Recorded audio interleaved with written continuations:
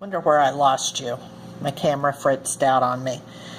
So take a peek at this page and see where you are, and if you need to pause to catch up, that will be fine.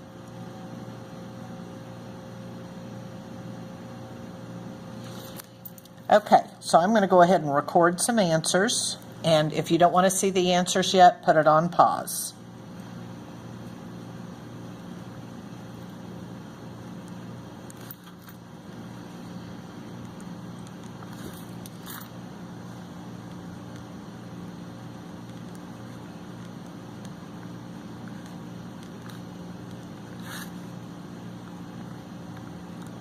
And does everybody see how I got the 71s?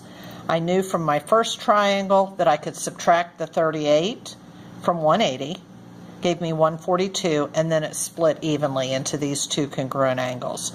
And then they transferred over to angle C. Oops, that's 71, isn't it? Yeah. And angle X. Okay, let's take a peek at the rest of these, and then you'll be able to start on your homework. Number 6, the two triangles are congruent, so I can go mark my angles. U and T, V and S, and W and R. Now, you may have noticed when you did that, hey, I don't need those. I'm just looking for the sides. But it makes it kind of a nice basis there. It's a nice place to start with your congruent angles. Okay, so between U and V, that's the 1Z to the 2Z, I'm going to mark 1. And between the 1Z and the 2Z here, I can mark 1. I could have done this as V to U, S to T, and that's fine as well. Okay, and then I'm going to go from the 2Z angle to the 3Z, 2Z to the 3Z.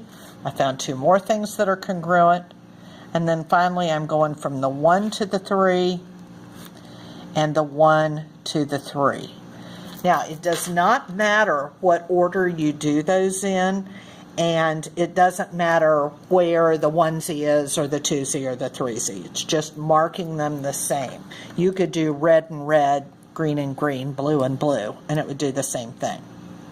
Okay, now, I noticed when I was writing this that I found an X and a Z here, and then I found a Y over here, and I glanced up and noticed they're looking for X, Y, and Z.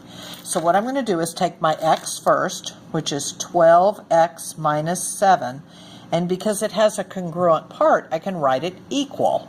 Okay, so I come over here to the 1Z, and it equals 53. Okay.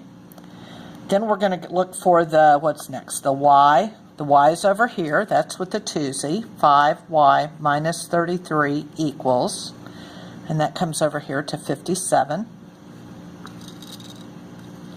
And then finally the Z is down here, so I've got 3Z equals, now that's a 3Z, so that's going to go with the 50. Please pause and work out those three equations. And there we have the solutions for X, Y, and Z. If you have any questions on that, just pause the recording and you can check with one of your neighbors, or you can go up and see the answer key from the teacher. Let's move on to number 7. Same situation. We're going to identify the congruent parts. This is going to be easy because they're angles.